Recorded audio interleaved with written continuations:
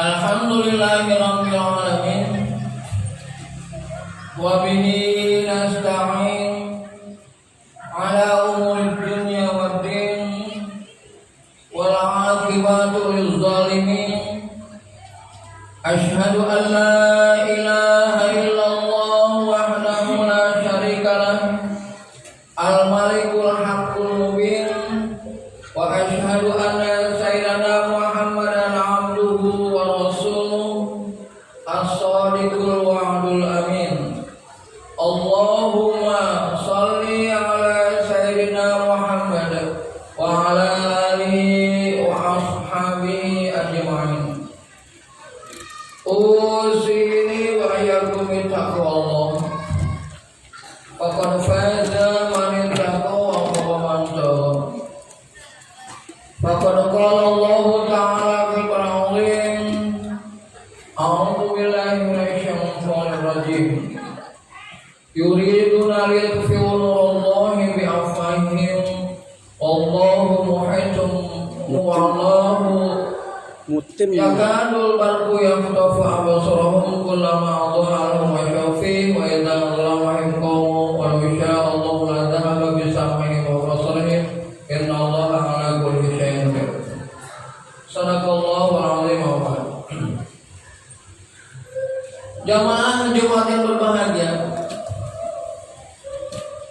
marilah kita berusaha terus-menerus untuk meningkatkan keimanan kita dan ketakwaan kita kepada Allah Subhanahu wa ta'ala, yang karena dengan keimanan dan ketakwaan itulah kita menjadi orang-orang yang insya Allah bisa berbahagia dunia dan akhirat. Jamaah yang berbahagia dari Masjid Al-Barakah yang mudah-mudahan Allah selalu beri keberkahan. Sekarang adalah hari kesaktian Pancasila, dan kemarin adalah hari peringatan penumpasan pemberontakan G30 SPKI. Apa sih saktinya Pancasila? Di mana sih kesaktian Pancasila? Apa sih yang dimaksud dengan kesaktian Pancasila itu? Dan mengapa sebelum kesaktian Pancasila ada peringatan G30 SPKI? Apakah ini sebuah kebetulan? Apa ini sebuah rekayasa? Atau apakah ini sebuah pelajaran penting bagi kita? Mari kita analisa jamaah yang berbahagia. Jamaah yang berbahagia, kalau kita melihat Pancasila, ini kita akan kembali melihat father founding kita. Ternyata father founding kita ini sangat kental dengan Islam, luar biasa dengan Islamnya. Dalam negara yang berbagai agama, berbagai suku, itu umat Islam diharapkan perang yang luar biasa. Karena tanpa peran umat Islam, ini Pancasila tidak akan bermakna. Karena memang Pancasila itu dibuat oleh orang tua kita sebagai batu loncatan agar umat Islam berperan dan akhirnya ikut serta dalam kelestarian kehidupan kemerdekaan berbangsa bernegara di seluruh dunia dengan peran bebas aktifnya agar menciptakan Islam menjadi pedoman hidup dunia sebenarnya. Ini harus dilihat pada siapa? Tapi ingat.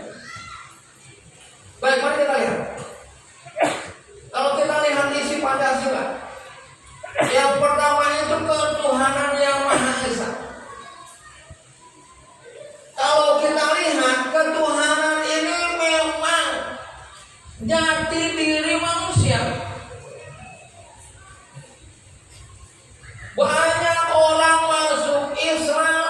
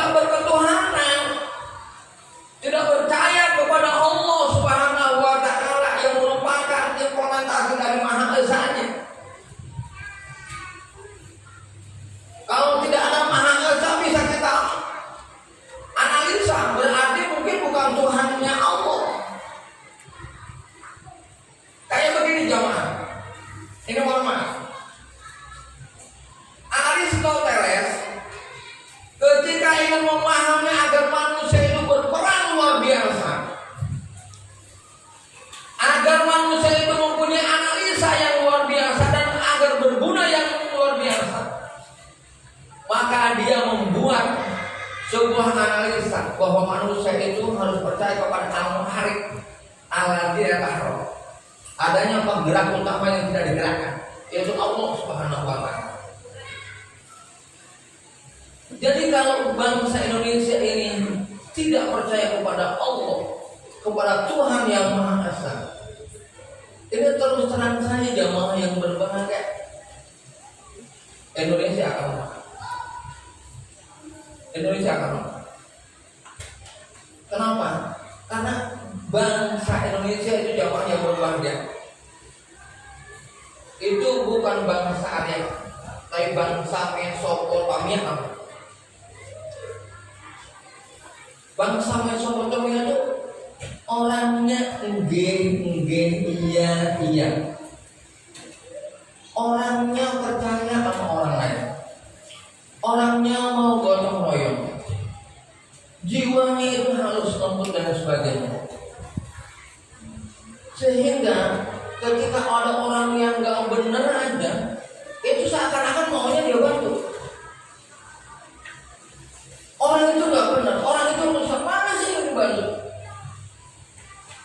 Inilah jiwa bangsa Indonesia. Sehingga Belanda itu jamaah yang berbahagia ini, mohon maaf, menjajah Indonesia sampai 350 tahun. Waktu yang tidak sebentar, lebih dari umur kita. Luar biasa. Kenapa? Karena ada sebagian bangsa Indonesia yang memang jiwanya tertutup. Dia bekerja sama dengan orang-orang yang menjajah bangsa kita. Dan dia ternyata dibuktikan dari sekarang. Saya lanjutkan. Ketuhanan yang Maha Esa ini baru akan melahirkan nilai-nilai moral atau yang disebut dengan kemanusiaan yang adil dan beradab. Kalau orang tidak percaya kepada Tuhan, gimana mau beradab ya? Gimana mau mempunyai nilai-nilai moral ya? Bagaimana dia mempunyai nilai-nilai akhlak? Bagaimana dia mempunyai nilai-nilai etika? Karena dia nggak percaya kepada Tuhan. Jadi ketuhanan yang Maha Esa itu dasar lahirnya kemanusiaan dan kemanusiaan yang dalam beradab. Dengan demikian jamaah yang berbahagia, jangan harapkan keadilan akan tercapai kalau yang menyatakan Pancasilais itu tidak mengerti dengan ketuhanan. Karena yang melahirkan nilai-nilai keadilan, nilai-nilai keberadaban itu memang ketuhanan, nilai-nilai kemanusiaan. Siapa katanya pelajaran apa yang mampu melahirkan kemanusiaan? Manusia akan terlihat unggul, mulia, dan luar biasa setelah dia mempunyai kepribadian ilahiyah, ketuhanannya. Jadi ini yang didalili.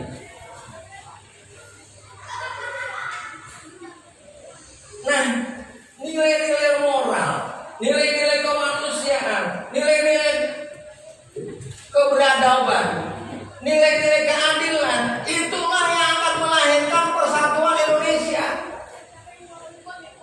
Persatuan tidak akan kuat tanpa nilai moral yang jelas, tanpa nilai akhlak yang jelas, tanpa nilai etika yang jelas.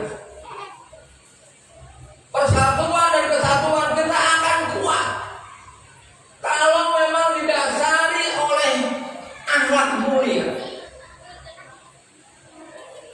oleh nilai-nilai moralitas, oleh nilai-nilai keberadaban, bukan kebiadaban.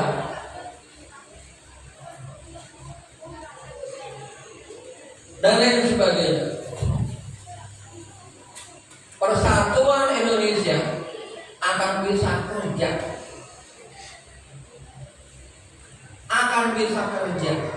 bisa mementingkan rakyat. Makanya silaturahmi kerakyatan yang adil dan makmur, ya, dan lain sebagainya. Kerakyatan yang dipimpin oleh hikmat kebijaksanaan dalam permusyawaratan dan perwakilan. Ini sudah dihapus permusyawaratan dan perwakilan, sehingga Indonesia terjebak kepada demokrasi yang tidak benar. Akhirnya kenapa partai politik ini menjadi preman-preman di negara ini? Karena permusyawaratan dan perwakilan tidak dijalankan. Dulu presiden dipilih oleh MPR, itu hasil permusyawaratan sebenarnya, supaya dia bisa bertanggung jawab kepada MPR. Sekarang presiden sewenang-wenang karena merasa dipilih oleh rakyat, padahal hasilnya mungkin curang dan lain sebagainya, dengan menelan biaya yang tidak sedikit, itu uang rakyat seluruhnya. Ya. Permusyawaratan dan perwakilan sudah tidak ada. Kalau kita lihat jamaah Islam, jangankan di NU, di Syiah aja, itu ada yang disebut walayatul faqih. Di Syiah itu ada yang disebut walayatul faqih. Orang-orang yang berada di walayatul faqih itu harus hafal Quran, harus hafal hadis, harus mengerti sejarah Islam. Terdiri 7 orang. 7 orang ini hidupnya harus dijamin oleh negara karena dia tidak boleh terkontaminasi hidupnya. Dia yang akan menguruskan negara ini. Dengan ada Dewan Fatwa. Di Indonesia ada sebenarnya Majelis Ulama Indonesia, tapi mereka tidak dijamin terkontaminasi itu yang dan sebagainya. Oleh sebab itu, ketika persatuan itu ada akan bekerja, dan akhirnya keadilan sosial bagi seluruh rakyat Indonesia dan lain sebagainya. Jamaah yang berbahagia, ternyata nilai-nilai Pancasila ini itu tidak mudah untuk dianalisa, untuk diperjuangkan, untuk ditegakkan. Sebelumnya harus ada rongrongan. Memang ada rongrongan, selalu ada rongrongan. Makanya 30 SPKI jamaah ketika kita berbicara ya aneh. Ketika kita berbicara sistem penjajahan Belanda tidak marah. Ketika kita berbicara sistem penjajahan Jepang tidak marah. Tapi kenapa kita ketika bicara komunis, pemberantasan komunis, banyak yang marah. Ada apa dengan komunisme ini? Padahal komunisme itu sudah sangat kita pahami kebiadaban yang luar biasa. Komunis itu jamaah yang berbahagia, implementasi lama itu dari Nietzsche dulu terlebih dahulu. Banyak itu tokoh-tokoh filosofinya. Jadi bukan hanya Karl Marx, bukan hanya Hegel, Lenin dan lain sebagainya. Dari Adorno, Hammersmark dan lain sebagainya. Jadi dievaluasi sudah sangat lama. Akhirnya dijadikan ideologi yang tidak percaya dengan Tuhan, karena Tuhan itu membatasi kreativitas bagi mereka. Tuhan ini ajarannya kan harus diikuti. Nah nggak bisa dong. Ya. Dan lain sebagainya. Kalau kita berbicara filsafat ini panjang banget. Jadi akhirnya jamaah yang berbahagia, 2 kali sebenarnya kita sudah terjadi pemberontakan komunisme itu yang semuanya berdarah-darah tidak sedikit. Ulama, jenderal, Genjer itu adalah ganyan jenderal. Itu tidak sedikit. Kita sudah sangat paham.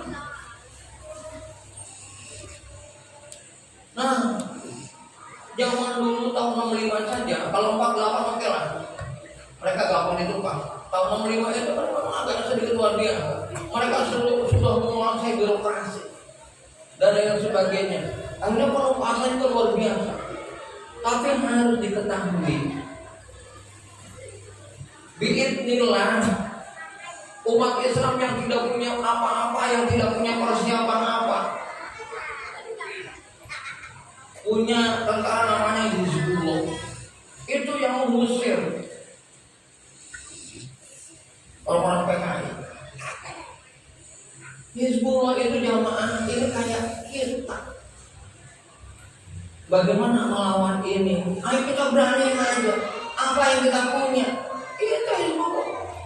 Apakah ada sejarah Hizbullah itu kayak PKI yang dilandang sebelumnya oleh mereka? Tidak. Oleh sebab itu umat Islam harus punya jiwa patriotis, siap berjuang. Walaupun kita hanya masyarakat biasa di tengah masyarakat juga, jangan diam kita. Tadi ayat saya sebutkan jemaah, yuriduna liyusirullahu bi afwahi wallahu mutimmu nuri walau karihal kafir. Mereka itu jamaah dengan berbagai cara untuk menghilangkan cahaya Allah. Nah, kita harus membuktikan bahwa cahaya Allah itu tidak mungkin lepas, tidak mungkin hilang. Kita yang harus membuktikan. Jadi, hasil kalau menurut saya, PKI sekarang sudah merambah kemana-mana. Coba lihat buku kami. Aku bangga menjadi anak PKI. Itu pasti musuhnya Islam ya. Walaupun bagaimana, silahkan kaji, silahkan pelajari musuhnya PKI itu pasti Islam, bukan yang lain. Oleh sebab itu, mulai bangkitlah kita, penuhi masjid-masjid dan lain sebagainya, sehingga ketika Allah memerintahkan ada tempat, ada lokasi yang bisa diharapkan oleh Allah Subhanahu wa Ta'ala, jangan kurangi masjid. Walaupun masjid ini tersiap-siap dengan apalagi dengan sekarang ini donatur yang besar itu sedang sakit, sehingga kita kurang tahu juga nanti apakah Jumat Berkah masih bisa kita lanjutkan atau tidak. Karena sekarang ekonominya tersiap-siap, karena setiap subuh itu ada hidangan ala kadar agar kita tidak terlalu kosong, ya, dan lain sebagainya. Jika yang subuh yang 3 kali seminggu itu kita selalu menyediakan hidangan, termasuk juga ketika kapset jalan kumis. Tafsir Jalalain itu di sini kita siapkan hidangan para yang mau ngaji tafsir Jalalain. Ya. Jadi jamaah yang berbagi seperti itu. Ingatlah, hanya Islam yang rahmatan lil alamin. Hanya Islam yang memberi kemaslahatan, kemanfaatan dan lain sebagainya. Kalau bukan Islam jamaah abangan. Itu zaman perang Diponegoro itu dijadikan alat. Umat Islam yang lemah iman itu dijadikan alat, sehingga terjadilah perang Padri namanya, perang saudara, perang antara umat Islam yang lemah iman dengan umat Islam yang sebenarnya. Sekarang ini disebut Islam teroris, Islam radikal dan lain sebagainya. Tujuannya apa? Untuk melemahkan iman, supaya kita ini jadi abangan. Kalau jadi abangan gampang kita dijual, gampang kita dibeli. Akhirnya Islam kita gampang luntur, terus terang saja, gampang luntur. Ya, apalagi kondisi ekonomi yang semakin sulit sekarang. Sengaja ini Indonesia dimiskinkan. Yang kaya-kaya Cina kaya-kaya. Makanya ingat umat Islam harus bersatu. Bagaimana kekayaan kita di orang-orang Cina, kalau bisa diambil lagi, kalau jahatnya. Terus terang aja misalnya, karena mereka memang merampok. Coba pelajari, 4 orang Cina, hartanya setengah harta harta kekayaan seluruh Indonesia. 4 orang siapa? Mereka punya tanah ratusan hektar, miliaran hektar maka.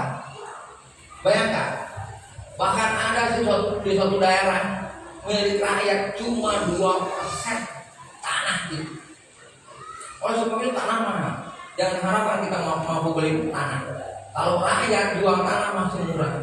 Tapi kalau udah di mereka, masya Allah.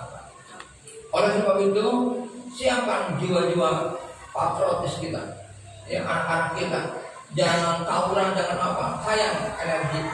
Nanti suatu saat ketika Allah memerintahkan agar kita melawan komunisme, melawan rezim yang memang tidak berkiblat kepada rakyat, ya, dan lain sebagainya. Ini siapa tahu Allah memerintahkan kita kurang tahu.